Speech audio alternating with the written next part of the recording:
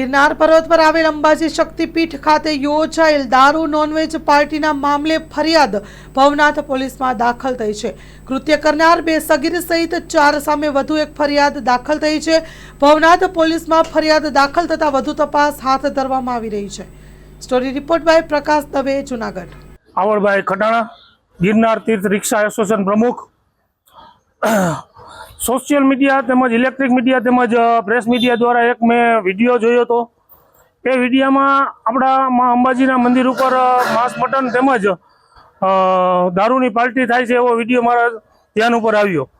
तेथी आ जे विडियो आपणे मां अंबाजीनुं मंदिर छे ते शक्तिपीठ छे, त्यां बनाव बन्यो छे ए बाबते मारा लागणीने दुभाणी अने मारा लागणीने ठेस पहोंची तो ते बाबते मैं भवनाथ पोलीस स्टेशन में जई अने एफआईआर दाखल करी।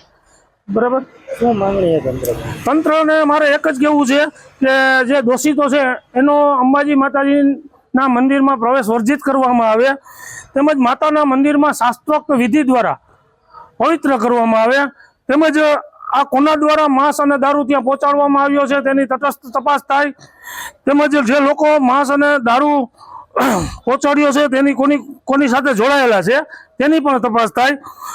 અને ભવનાથમાં નોનવેજ પ્રતિબંધ છે અને દારૂ પણ પ્રતિબંધ છે, તો તેના ઉપર પ્રતિબંધ નોનવેજ અને દારૂ પ્રતિબંધ બાબતે ગુનો તપાસ થાય એની અને ગુનો નોંધાય। તેમજ જો આ એક ષડયંત્ર હોય તો અધર્મીઓની આકરી પૂછપરછ કરે અને એની તપાસ થાય।